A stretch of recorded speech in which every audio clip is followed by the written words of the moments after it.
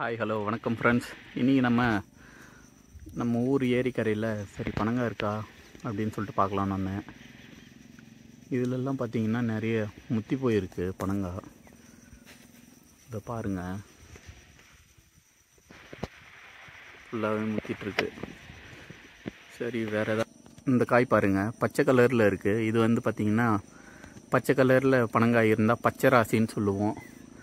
அடுத்து இதுக்கு பக்கத்துலேயே இன்னொரு பெரிய மரத்தில் கருப்பாக இருக்குது. இதை வந்து கருப்பு ராசி அப்படின்னு சொல்லுவோம். இந்த பனங்காயை கலருக்கு ஏற்ற மாதிரி. இந்த இடத்துல வந்து பார்த்திங்கன்னா இந்த பனம் பூவெல்லாம் கீழே வந்துட்டு இருந்தது. இந்த சின்ன மரத்தில் பனங்காய் இருக்கே அப்படின்னு சொல்லிட்டு பார்த்தா எல்லாமே முத்திட்டுருக்கு.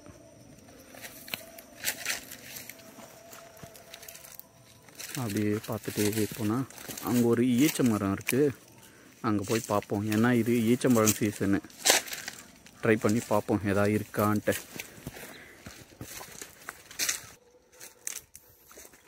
இதுதான் வெப்பாலை மரம். இதோ பாருங்கள், இப்போ தான் மொட்டு விடுது. அப்படியே பார்த்துட்டே போகும்போது ரெட் கலரில் ஏதோ பழம் வந்திருக்கு அப்படின்னு சொல்லிட்டு மேலே பார்த்தா பழம் பழுத்திருக்கு. இது என்னன்னு பார்த்தீங்கன்னா ஓலமூக்கு பழம்னு சொல்லிட்டு எங்கள் ஊரில் சொல்லுவோம். உங்கள் ஊரில் இந்த பழத்துக்கு பேர் என்னன்னு மட்டும் கமெண்ட்டில் சொல்லுங்கள்.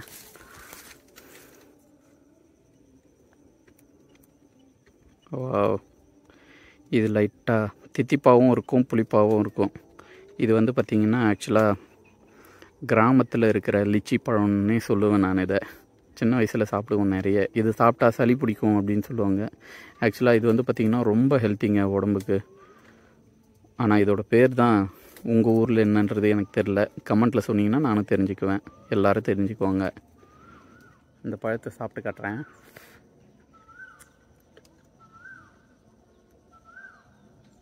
உள்ளே ஒன்றுமே இல்லை. அப்படியே மரத்துலேருந்து பறித்து காட்டுறேன்.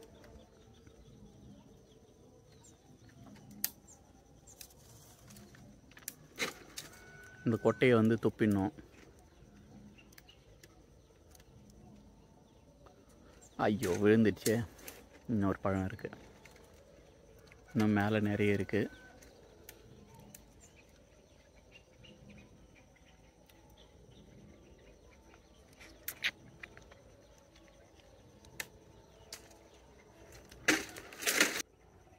தூரத்துலேருந்து பார்த்த ஈச்ச மரத்துக்கிட்ட வந்தாச்சு. சரி மரத்தில் ஏதாவது இருக்கா அப்படின்னு சொல்லிட்டு பார்த்தேன். மேலே பார்த்தா ஏதோ மஞ்சள் கலரில் இருக்குது. ஓ, கொலை இருக்கே நிறைய. இது கொஞ்சம் லென்த்தில் போயிட்டு இந்த வீடியோவை எடுத்துருக்கேன் உங்களுக்காக. கீழே ஏதாவது உதிர்ந்துருக்கான்னு பார்ப்போம் வாங்க.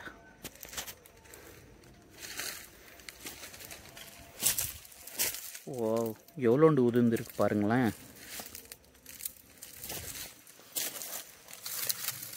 இதோ பாருங்கள், பழம் மரத்துலேயே பழுத்து விழுந்திருக்கு.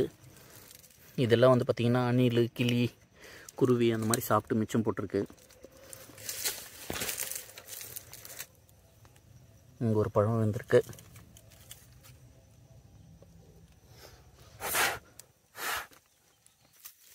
இன்னும் நிறைய பழம் கீழே விழுந்திருக்கு.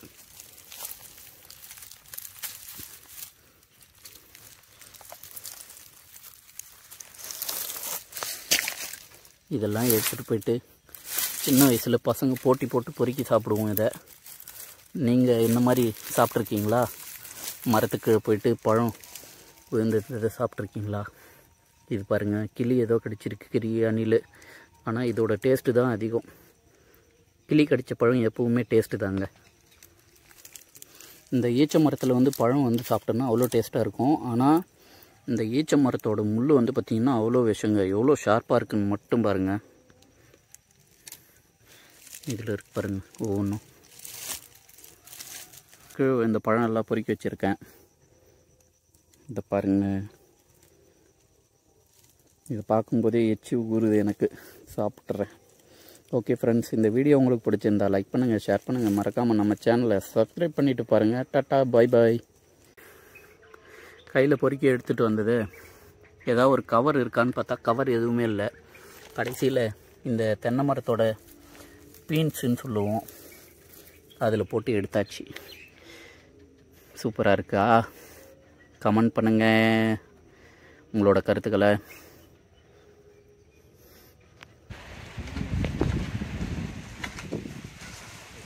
அரே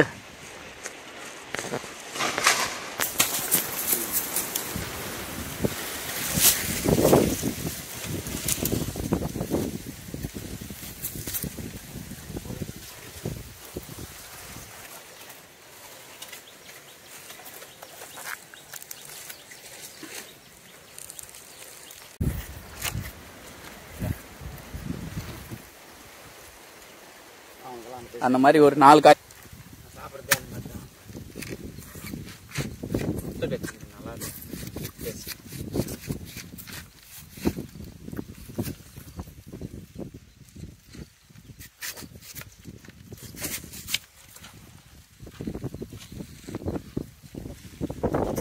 அண்ணன் வந்தப்போ பணம் இருந்துச்சு சாப்பிட்டாங்க.